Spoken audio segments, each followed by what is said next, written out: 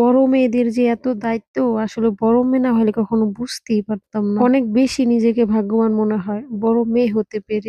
যারা বড় মেয়ে এবং বড় ছেলে আছেন তারাই বুঝতে পারেন একটা পরিবারে বড় মেয়েদের এবং বড় ছেলেদের কতটা দায়িত্ব থাকে। তো যাই হোক, আজকে ভিডিওটা হচ্ছে ইফতার আয়োজন নিয়ে। তো আজকে ইফতারে কি কি করলাম এবং কোথা থেকে বাজার করলাম সবকিছু দেখতে পারবেন, শুনতে পারবেন, ভিডিও সাথে থাকবেন। আসসালামু আলাইকুম, কি অবস্থা সবার? সবাই কেমন আছেন? আলহামদুলিল্লাহ, আমি অনেক বেশি ভালো আছি আপনাদের দোয়া এবং ভালোবাসায়। তো প্রথমে বলেছি আজকে ভিডিওটা হচ্ছে ইফতার আয়োজন নিয়ে। তো আমাদের ইফতার আয়োজনে ছিল মুরগি দিয়ে বিরিয়ানি। তো সেইগুলি বাজার করার জন্য চলে আসছি নানার দোকানে। তো আমার সাথে ছিল আমার আব্বু, আমার ছোট বোন এবং আমাদের সাফওয়ান, সবাই মিলেই আমরা চলে আসছি দোকানে। আসলে অনেকে আবার বলতে পারেন যে আপনার আব্বু আছে তাহলে আপনি কেন চলে গেলেন? ওই যে বললাম না যে বড় মেয়েদের অনেক দায়িত্ব থাকে, তো নিজের দায়িত্ব নিয়ে নিজেই চলে আসছি আব্বুকে সাথে করে নিয়ে। তো দোকান আসার পরে অনেক কিছু কেনাকাটা করছি, এই জন্য নানা আমাকে একটা ছোট্ট করে গিফট করতেছে, সেটা হচ্ছে একটা গ্লাস। দেখতেই তো পারতেছেন। তো গিফট যেমনই হোক, ছোট হোক বড় হোক, এটা হচ্ছে অনেক বড় একটা অবদান।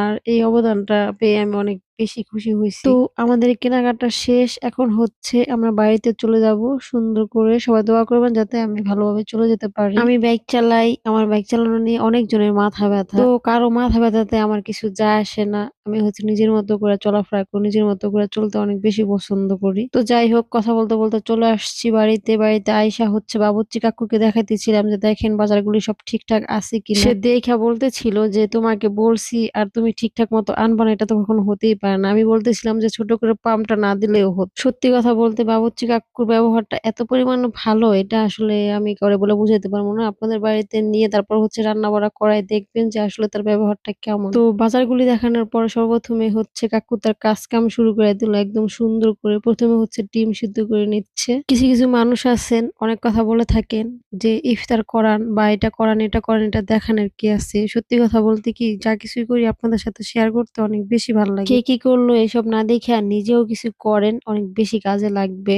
নিজের জন্য ভালো হবে। কে কি করলো এটা দেখে কোনো লাভ নাই। তো যাই হোক, কথা বলতে বলতে এদিক হচ্ছে আমাদের ডিম সিদ্ধর কাজ একদমই শেষ। এখন হচ্ছে ডিমগুলো সুন্দর করে উঠায় নিচ্ছে। আজকে হচ্ছে কাজ কাম করার পালা। দেখেন আমাদের সাফওয়ান বাবা কত সুন্দর করে কাজ করতেছে। ও হচ্ছে গরম ডিমের মধ্যে কত সুন্দর করে ঠান্ডা পানি আইনা দিচ্ছে। শুধু যে আমরাই কাজ করি এমনটা না, আমাদের সাথে আমাদের সাফওয়ানও কাজ করতেছে। মাশাআল্লাহ, সবাই সাফওয়ানের জন্য দোয়া করবেন। সাফওয়ান কতটাই লক্ষ্মী, ও হচ্ছে ডিম নিল না, ও বলতেছে আমি রোজা। রোজা রমজানের মাস তো, তো এই জন্য হচ্ছে সবার ডিমগুলো আরামে ছিলতেছে। আসলে রোজা রমজানের মাস না হলে এই ডিমগুলো আমার মনে হয় না সবগুলোই থাকতো, সবার মুখে মুখে একটা করে চলে যেত। যদিও কথাটা ফান করে বলছি, বাট এটাই কিন্তু সত্যি। রোজা না হলে কিন্তু একটু হলেও সবাই খেত অথবা